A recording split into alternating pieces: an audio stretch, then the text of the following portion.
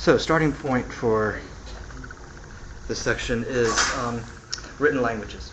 We're going to take a look at how written language develops in two ancient riverine civilizations we talked about last week. We're going to look at how written language develops in Sumer, and then we're going to look at how written languages developed in ancient Egypt. And then we're going to compare the two and draw some conclusions and all that kind of stuff. So the starting point for today, the development of written languages. Remember that written language is one of the components of civilization. It's one of the things that distinguishes a civilization from other types of societies. Well, we're going to start talking about written language as it develops in Sumer. We've got a fancy word for the type of written language that develops in ancient Sumer. We talk about Sumerian cuneiform. That's just a fancy word for the type of written language that develops in ancient Sumer. In your textbooks, you've got several examples of Sumerian cuneiform on page 4 in your textbooks. In your textbook, the upper hand corner of page 4, figure 2.2 is probably the most typical example, because there you see Sumerian cuneiform written on clay tablets. Sometimes cuneiform is carved into stone, but usually it's written on clay tablets. There's an example on the screen, and you have an example at the top right of page 4 in your textbook. Clay tablets are kind of an interesting writing device. If you were taking your notes on clay tablets today, when you showed up for class, I'd have a big clay pot over here, maybe a 55-gallon drum full of wet clay. You'd have your clay tablet box. It would be a wooden box, maybe a foot square, maybe an inch thick, with a bottom to it. And when you came in, you'd scoop up the clay, slap it down in your box, and smooth it out. And then you'd go and you start making marks on the wet clay in your clay tablet box. You'd make the marks with something called a stylus. That photograph is a little bit awkward to look at. It's the shadowing doesn't quite look right. It's a wedge-ended, like a flathead screwdriver kind of thing. And if you notice how it's shaped like a wedge, if you twist it and lay it down on the clay and push down, then you can make all kinds of wedge marks and triangle marks and straight line marks. So you're kind of pushing these marks into the wet clay.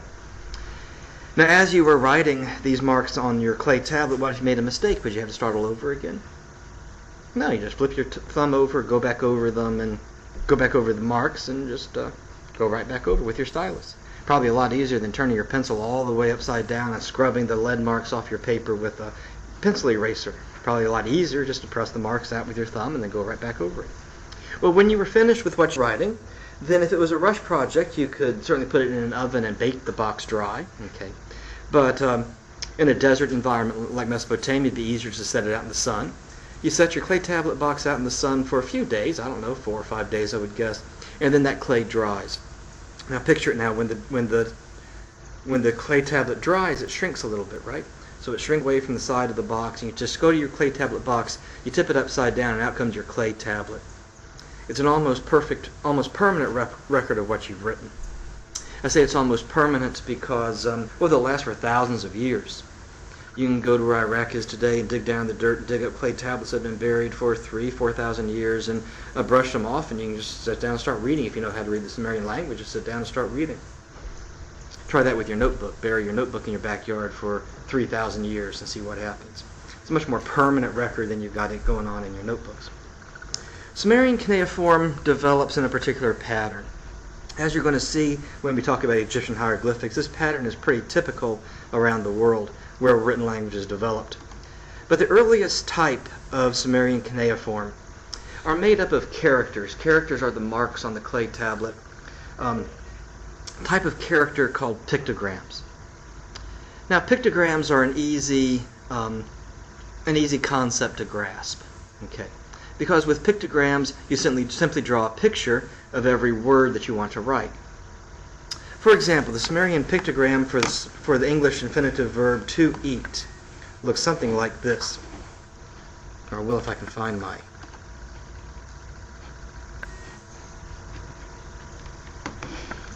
Well, when I find my pointer thing here. There we go. There. Now we're on track. The Sumerian pictogram for the English verb to eat looked like this.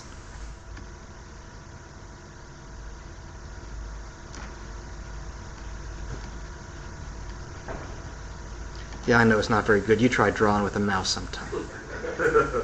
That's a pictogram for the Sumerian verb to eat. Now, once you know that it means to eat, you can kind of figure it out. You see the guy's head and his neck there. He's getting ready to take a bite out of that Dorito-looking thing there. Maybe this helps. Maybe not.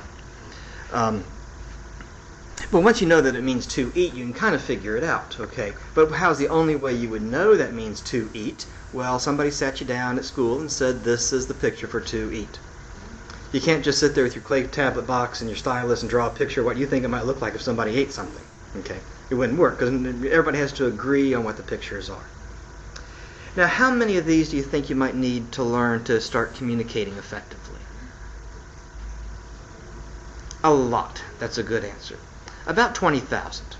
About 20,000 to begin communicating effectively. Just to sit down and read a newspaper or news clay tablet or whatever they called them back then. Because a 20,000 word basic starting vocabulary is about what you need just to be able to pick up something and be able to, make your way through it. Now, you certainly can learn 20,000 things. Human beings are pretty smart. Just think of all the different words you've learned to recognize just by hearing them. That's almost everybody, almost a million, if not a little bit more. All those different words you've learned to recognize just by hearing them. So you certainly can learn 20,000 pictograms, okay, but it is an awful lot. It is an awful lot. But then some Sumerian got an idea. And Sumerian cuneiform makes a transition from a system made up of pictograms to one made up of what are called ideograms. Now, ideograms are a little bit trickier concept to grasp. With ideograms, certain pictograms are chosen, and we don't know why certain ones are chosen, but certain pictograms are chosen and used not to suggest a word, but to suggest an idea. For example, for whatever reason, this Dorito-looking thing over here gets picked up and is used not for the word to eat, but instead, let me try to draw it here. Instead, for the idea of something to do with eating. Something to do with eating. If you can get your mind around the difference between a word and an idea, okay? An idea is a little more vague, a little more soft, all right? Something to do with eating. Not necessarily the word to eat, but something to do with eating. Now, if you look up at the screen, and if I can get this pointer thing to work right, see if you see how we combine one ideogram for something to do with eating with another set of ideograms for time of the day. And now that would be breakfast.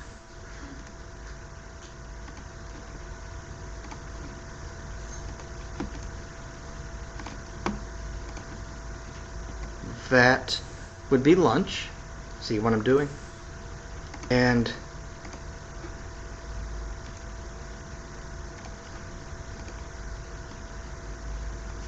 that would be dinner.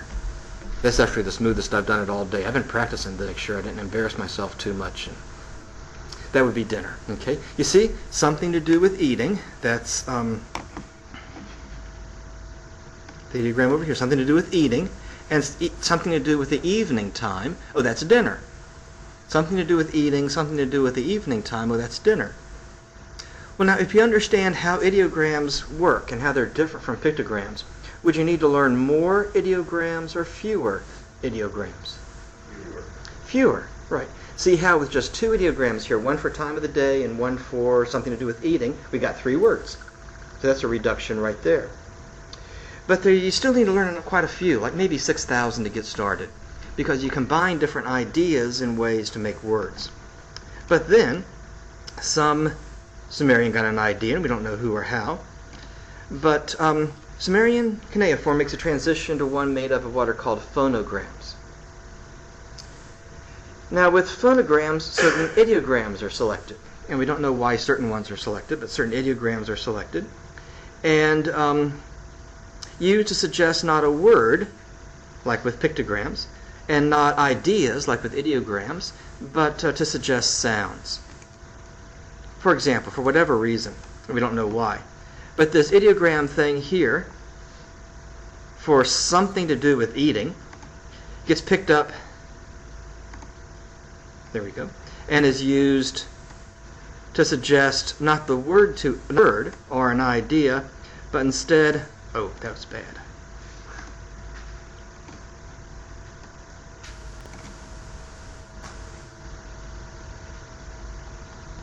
But instead to suggest the duh sound. Now, how many of these phonograms do we need to learn to communicate effectively?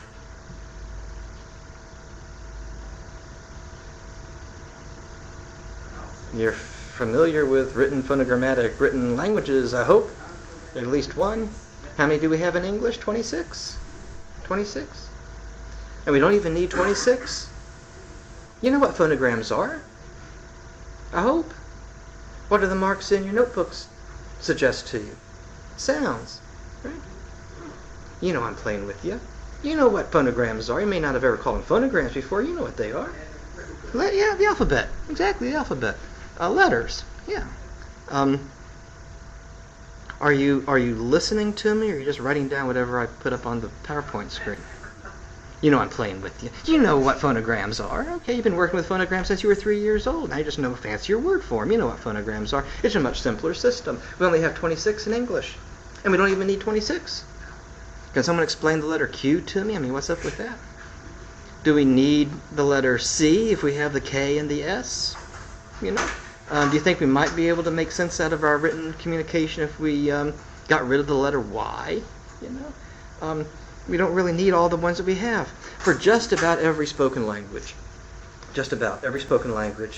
with a couple dozen different phonograms, you can replicate the spoken language as a written language. Everybody just agree on what the symbols are and what sounds they make, and then you sound out the words. It's a much simpler system. Some languages need a few more, some need a few less. For about a couple dozen, just about any spoken language you can copy as a written language. Once everybody agrees on what the letters are, what the phonograms are. It's a much simpler system. Well, when we look at written language as it develops in Egypt, we're going to see that it follows the same pattern, but, well, you'll catch on a significant difference. We got a fancy word for the type of written language that develops in Egypt. We talk about Egyptian hieroglyphics. You have good examples of Egyptian hieroglyphics on pages 5 and 6 in your textbook. The one at the top of page 6 is maybe the most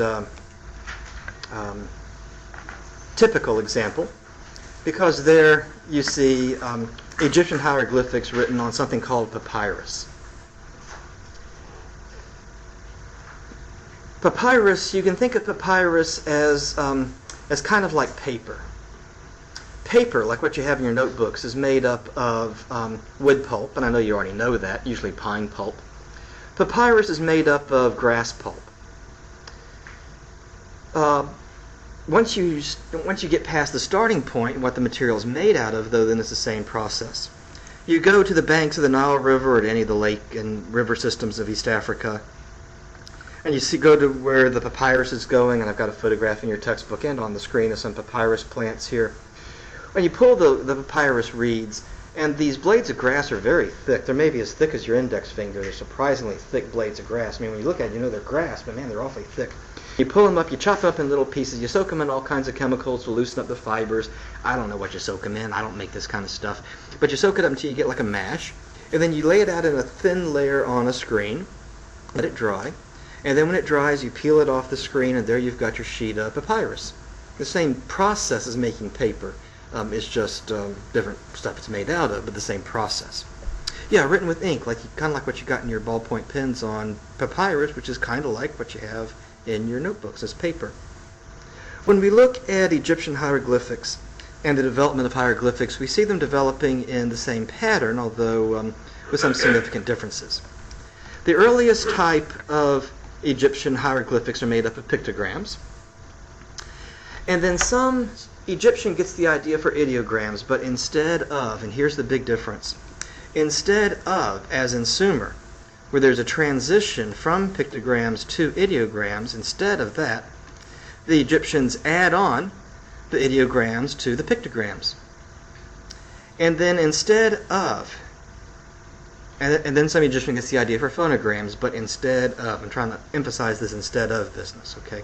Instead of this process like we saw in Sumer, from changing from one system to the other system, instead what we have is pictograms, starting with pictograms, and then some Egyptian gets the idea for ideograms, but instead of making a transition, the ideograms are just added to the pictograms.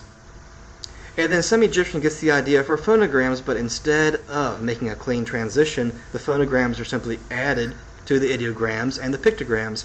And when you have a system of written language, all three of these types of characters, pictograms, ideograms, and phonograms, all used in the same system, then you have what linguistic scholars call a mess. An incredibly complicated written language. Just to get started, where you can sail off and get a newspaper or magazine and start making your way through it, you've got to learn about 20,000 pictograms, about 6,000 ideograms, a couple dozen phonograms, and then you can get started. It's an incredibly complex written language. In fact, it's so complex that I'm told today there are fewer than 8 people alive in the world who can read Egyptian hieroglyphics.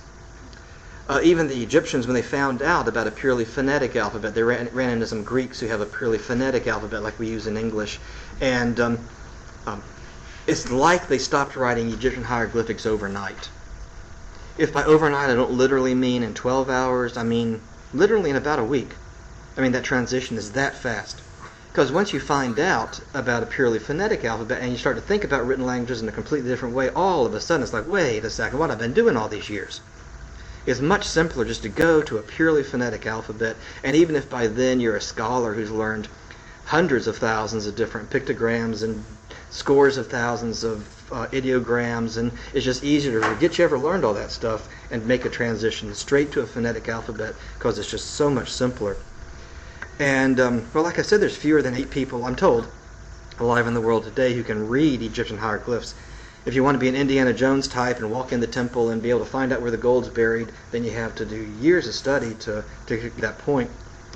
And what if all 8 of those people are on the same plane flying to an Egyptian hieroglyphics conference and the plane crashed? Then nobody could read them. And, well, I guess I shouldn't make jokes about people dying, should I? But, you know, they're going to die anyway, because everybody does. And, well, somebody has to learn how to read them so that in the future when people dig up papyrus rolls out in the desert, we can figure out where the gold is buried and all that kind of stuff. I want us to take a look at Egyptian hieroglyphics and see how they work. I'm going to show you some pages from the latest textbook on Egyptian hieroglyphics. It was first published in the 1870s. It's a fairly old textbook, but it's still available in reprint.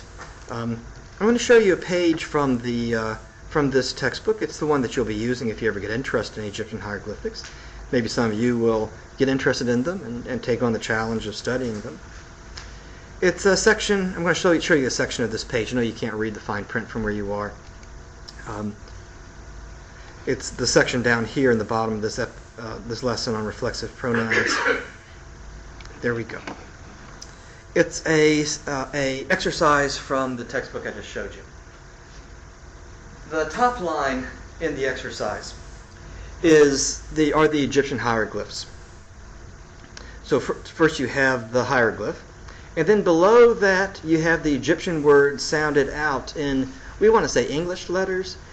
Technically they're Latin letters. English uses the Latin alphabet. We'll call them English letters, okay. Sounded out in English letters that you and I can sound out. And then below that we have a very literal translation of the Egyptian hieroglyphs. So here, see, you have the hieroglyphs themselves. Whoops, dip too low. What you tried to. And so if you went out in the desert in Egypt and you dug up a clay jar and you broke it open and inside were all these papyrus scrolls and you pulled one out and unrolled one, you would see something that looks like this. And if you went to somebody who could read the Egyptian hieroglyphs and you said, what does this say? They would say, oh, that's easy. It says M, An, Neter, Tesef. And if you said, well, thanks, what I really meant was, what does that say in English? They would say, oh, well, in English it says, in the writing of the God himself. The entire passage here, in the writing of the God himself, he write for thee the book of breathings with his fingers his own. Let's get rid of that nasty ink stuff. There we go. Now this is a very literal translation. If you wanted someone to actually read it, you'd have to move the words around, and well, you can figure out how to do that. Let's start with the easy stuff. How about that for a plan? Over here, we've got a squiggly line, for an Egyptian word which is pronounced N. Do you see how that squiggly line is a phonogram for the N sound? In other words, if I wrote the letter N on the board and I asked you what does that say, you would say N. Okay. It makes the N sound. Okay. So the squiggly line over here is a phonogram for the N sound. Our squiggly line N sound phonogram shows up over here at the start of a word which, just by big coincidence, has an N sound in it. So if this squiggly line makes the N sound, what would this looking thing make? The K sound or the X sound, right? The K sound or the X sound. You see, this makes the N sound, and this would make the K sound. If I ask you to read this, you say neck. If I ask you to read this, you say neck. Well, so far it doesn't really look all that complicated at all, because so far all we're dealing with are the phonograms. And you're used to phonograms. I teased you a little bit earlier, but you know what phonograms are. You've been working with them since you were little kids. So far, it's not any more complicated than the secret codes on the back of cereal boxes when you were a kid, and you have the little weird symbols, and then you turn the box, and it's got the key, and it spells out, eat more Fruit Loops or whatever cereal they're trying to sell you. So far, it's not any more complicated than that, but it gets more complicated more quickly. Down here, we've got two squiggly line N sounds in an Egyptian word which has two N sounds. How about that for a coincidence? So if our squiggly line makes the N sound, what does this divided line thing up here do?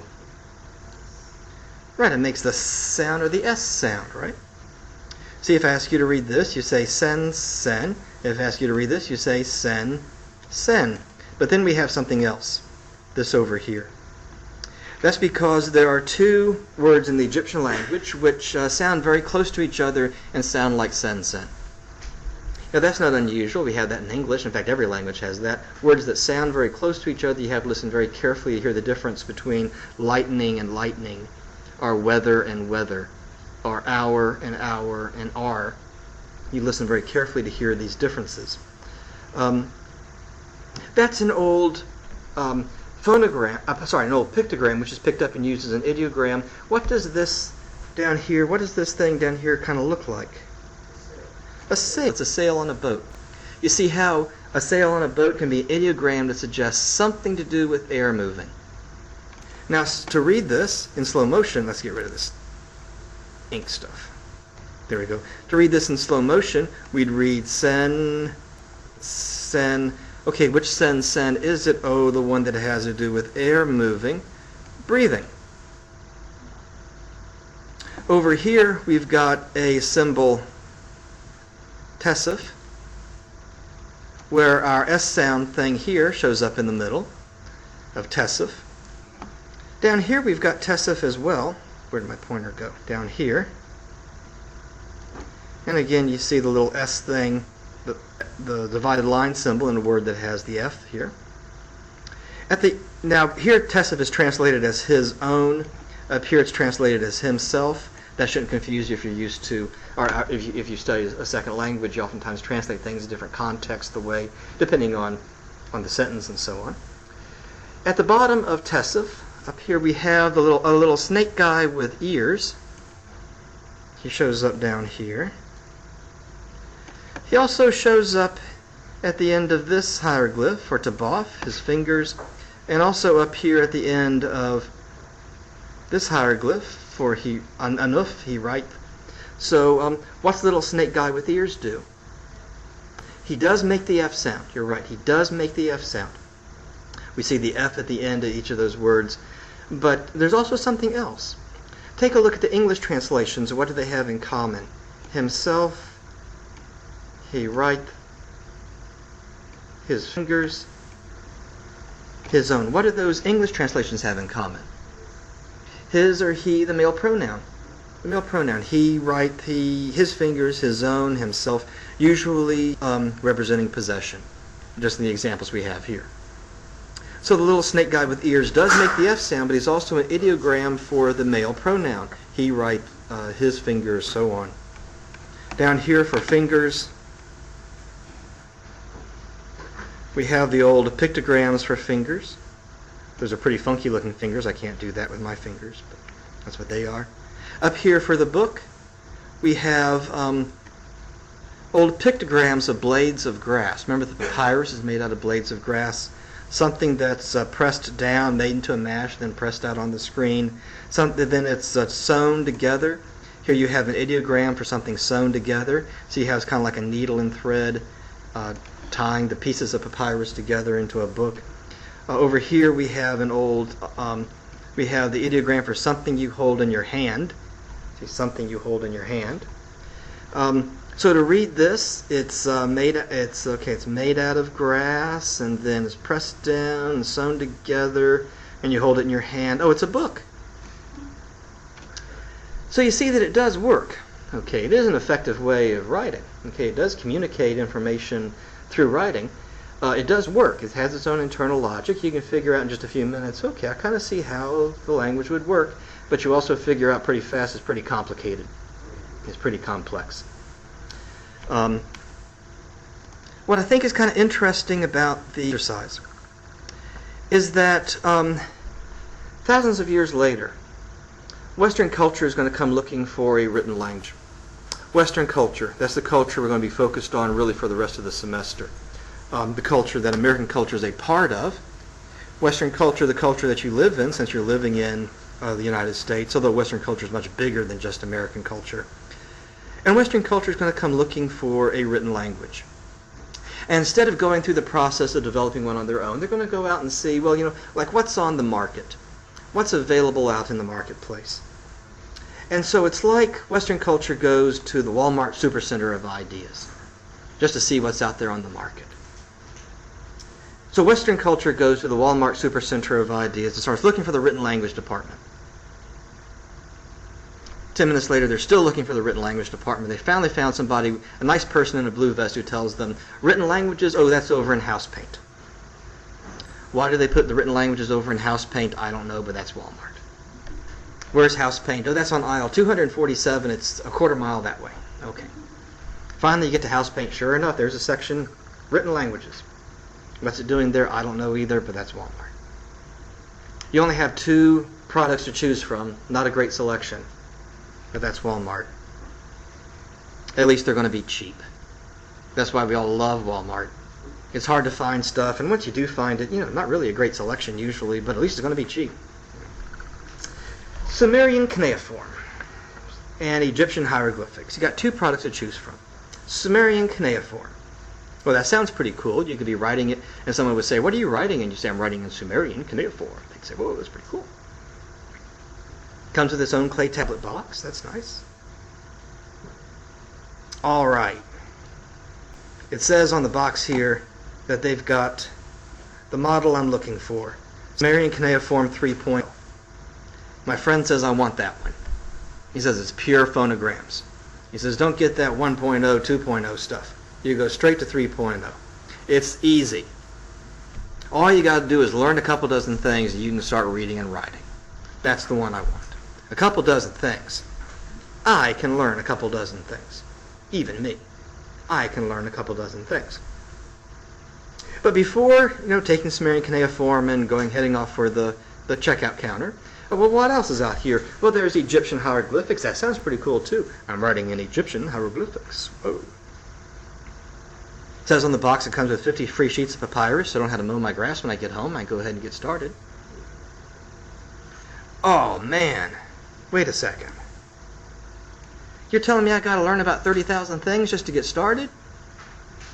Now, I know that guy says human beings are smart and I can learn 30,000 things, but I don't know. I think they're marketing this to somebody above my intelligence level because you're telling me on the box I got to learn 30,000 things first? That's a turnoff. You lost me there, man. You lost me. I'm stuck over here. I'm sold on this idea. A couple dozen marks and I can start reading and writing. That's more my speed. But then Western culture takes a look here, okay, and says, now you sold me down here with phonograms. Yeah, I'm sold. But now, wait a second, this clay tablet stuff. Now, it says on the box that clay tablets will make an almost permanent record of what I write. And that's nice. Everything I write is going to last for 3,000 years or so. That's pretty sweet. The payoff for that, though, is that they're awfully awkward and they're cumbersome. Once you finish writing something, you have to lay them out in the sun for 4 or 5 days or turn your oven on and bake it dry. It's not very user-friendly. That's a phrase you hear all the time these days. It's not very user-friendly, okay? And then once you've made your clay tablet, it's awfully bulky. Maybe I haven't asked you, but once you get a hold of the textbook, get a copy of the textbook, I'd like you to bring it with you every day to class because we're going to make use out of it in class. But what if your textbook was on clay tablets? You need a little miniature pickup truck hauling your textbook around campus. It changed the way we think about all kinds of things. I just mailed a family member a book, 600 pages. A 600-page book is like that thick, and I mailed it priority mail for $5. I mean, what if it was on clay tablets? It needed its own semi-truck hauling stuff to Pensacola just so I can send a family member a book? Awfully bulky, all right? Now over here, yeah, you lost me when you start talking about learning 30,000 things. I'm like, oh, yeah, I understand it works, okay, but I got a job and a family. I don't have time to sit around and learn all this stuff. But now that I think about it, this papyrus stuff up here, it's nice and lightweight. It's flexible. It's user-friendly. When you finish writing on that papyrus, like paper stuff, you just wait till the ink to dry, and it takes a minute at the most, and then send it off. It's nice and light. Now, it doesn't last very long. In fact, in historical terms, it doesn't last very long at all. But when I think about it, what do I write that really does need to last very long? My English comp papers for thousands of years need to exist. My grocery shop list.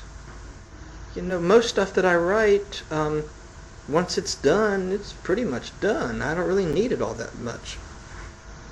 But now maybe there is stuff that needs to last for thousands of years. Well, when the old copies wear out, we'll just make new copies. And what we're going to see is Western culture borrowing, I guess we'll say, the concept of a phonetic alphabet out of Sumer and the technology, I guess we'll call it, of paper making, because it's the same technology, just a different substance, and out of Egypt. And combining those two things together, combining them together into what you got going on in your notebooks. You may not have thought about it before, but you're writing with Sumerian letters on Egyptian paper. I mean, that's what you're doing. Some of you saw it, because I saw it in your eyes the first time through. I gave you, when we talked about, it's going to take forever going backwards on this stupid thing.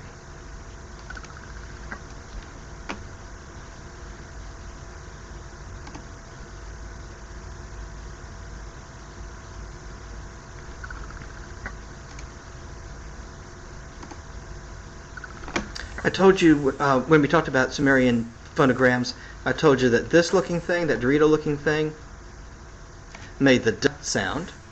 It doesn't take an awful lot of imagination to figure out a couple thousand years later what it looks like in the Latin alphabet we use in English.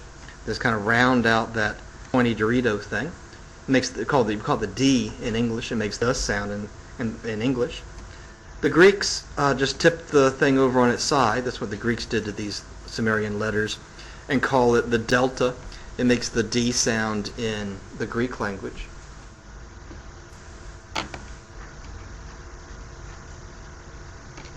That's the old Sumerian pictogram for mountains, which gets picked up and used as an ideogram for something up high. You can figure that one out. And then for whatever reason, it's hard to figure out, gets picked up and used for the M sound, the sound in the Sumerian language. That's supposed to be a circle. But is the old Sumerian pictogram for the moon, which for whatever reason gets picked up and used as a phonogram for the O sound. Here's the old Sumerian pictogram for an ox head, which for whatever reason gets picked up and used to make as a phonogram for the A sound.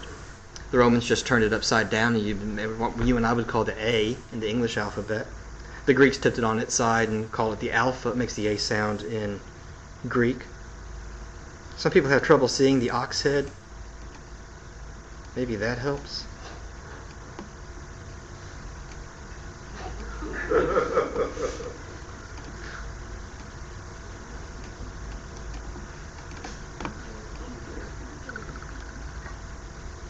I don't know. Anyway, yeah, just like there's a story behind all the little letters in your notebook. Every one of them has a story. And it's a long story how these letters develop out in the deserts where Iraq is today, and then eventually end up in your notebooks in Central Florida 5,000 years later. The Sumerian civilization very quickly dies out. It's crushed by another empire that moves in. But that invading empire adopts the alphabet, that's what we're talking about, uses it to translate their own language, to write down their own language. Eventually that alphabet makes its way all the way over to where Lebanon is today, where a group of people called the Phoenicians lived. Phoenicians, that's where we get the word phonogram, phonics from. Eventually, first the Greeks and then the Romans would bump into the Phoenicians and borrow the alphabet. And it's an interesting story of how each one of these marks made their way all the way from ancient Sumer 5,000 years ago, all the way over into your notebooks here today. But just like everything else in the world, there's a story behind it.